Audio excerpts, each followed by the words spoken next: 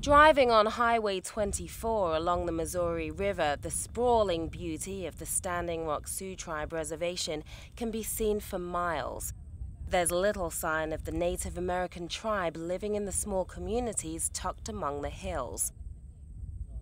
The neighborhoods are as deserted as the open land, offering outsiders no window into this mysterious world. Few know of the rampant crime that's taking place on Indian country or the suffering that's come with it. Jackie Brown Otter knows it well. Her sister was raped and murdered. We found her credit cards outside the back of her house. We noticed the basement window was out, and she was found a quarter-mile off the road in trees, and she was laying in trees. The killer was eventually convicted, but the violence against Jackie's family didn't end there. She claims someone connected to him returned to attack her daughter. My daughter was only 12. He raped her.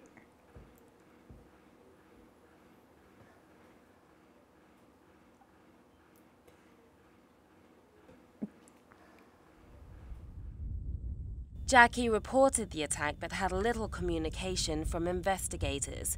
5 years later, her daughter's rapist is still out there. The rate of violent crime here at the Standing Rock Sioux Tribe Reservation has been as high as 8 times the national average.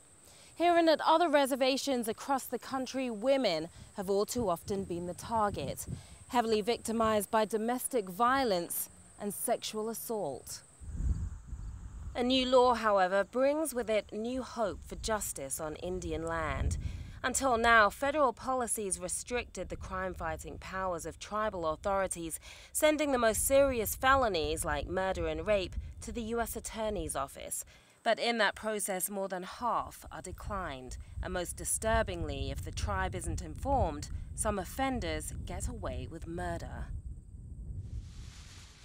Now, some new legislation, the Tribal Law and Order Act, offers to give Native American officials more authority and greater resources to take on criminals. Senator Dorgan of North Dakota is one of those behind it.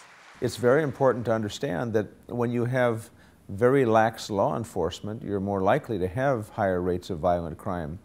And lax law enforcement and terribly inadequate law enforcement has been the rule on Indian reservations. That's why it's important for community members to have an opportunity to get to know the officers. Elmer Fordance, a special agent in charge at the Bureau of Indian Affairs, the federal agency that oversees a number of tribal police departments, says the #1 problem has been too few officers. Standing Rock at one time had 6 police to cover its 2.3 million acres. If an officer is on the South Dakota side of the reservation and gets a call to respond to on the North Dakota side of the reservation, he may have to drive a distance of 40, 50 miles, maybe more, and to be able to get there and to respond to, take care of a particular situation. The Tribal Law and Order Act could hopefully lead to greater police presence on reservations and better response times. But ending the crime epidemic in this tight-knit community presents some challenges that cannot be resolved by legislation alone. Jayla Joyce was the victim of domestic violence at the hands of a former partner. I'd done a police report, and his family, there was a lot of people upset about it. I was actually afraid. I didn't even pursue it after that. In many cases, victims don't even get to that point.